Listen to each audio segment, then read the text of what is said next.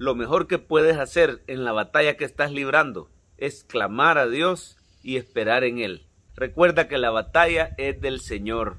Hay un capítulo de la Biblia, Primera de Crónicas 5, que habla de las 2 tribus y media, la tribu de Rubén, de Gad y de Manasés. Estas 2 tribus y media tuvieron guerra contra los agarenos, pero dice la Biblia que la diferencia la hizo que ellos clamaron a Dios y les fue favorable porque esperaron en Él. De nada sirve que clamemos a Dios si no estamos dispuestos a esperar en Él. Esperar en Él significa tener paciencia, seguir siendo fieles al Señor y poner nuestra esperanza en los recursos sobrenaturales de Dios. Si nuestra esperanza está puesta en nuestros propios recursos, ¿a quién conozco yo? ¿Quiénes son mis contactos? ¿Cuál es mi capacidad? No estoy realmente esperando en el Señor.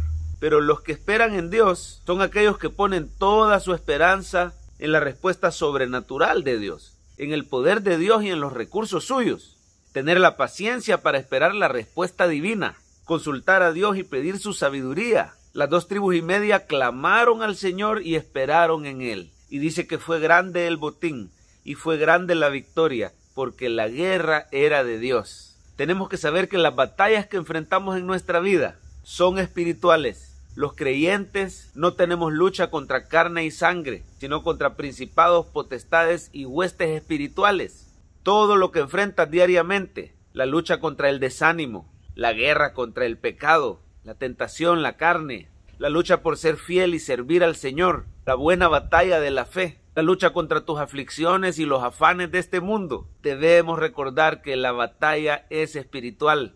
La guerra es de Dios. Y si el cristiano clama y espera en el Señor, la victoria es segura. Supe de una hermana en Cristo que estaba sufriendo grandemente porque su esposo era inconverso. No solo no quería nada con Dios, sino que no la acompañaba a la iglesia. Sus comentarios siempre despectivos contra la iglesia, contra los pastores, incluso contra ella misma. Tenían desacuerdos en la crianza de los hijos, desacuerdos en las finanzas, desacuerdos en decisiones familiares, desacuerdos en el uso del tiempo. La Biblia advierte contra esto, ¿verdad? Dice que no nos unamos en yugo desigual con los incrédulos, pero también da la solución a una esposa que tiene un cónyuge incrédulo inconverso. Dice que la mujer esté sujeta al marido para que los que no creen a la palabra sean ganados sin palabra, por medio de una conducta ejemplar de la mujer, una conducta casta y respetuosa, un espíritu afable y apacible.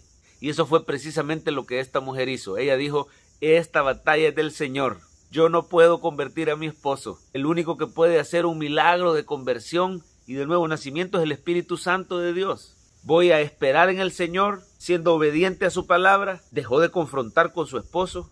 Por supuesto, se pusieron de acuerdo y ella se podía congregar, aunque él no quisiera ir. Esta mujer le seguía sirviendo a su esposo, seguía respetando a su esposo, expresándose bien de él, delante de los hijos, delante de las otras personas de la iglesia, y eso sí, pidiendo oración. La batalla es del Señor y se gana de rodillas, clamando a Dios y esperando en Él. Tenemos que ser constantes en la oración. El Señor es muy generoso para dar. No tenemos que ser perezosos para pedir.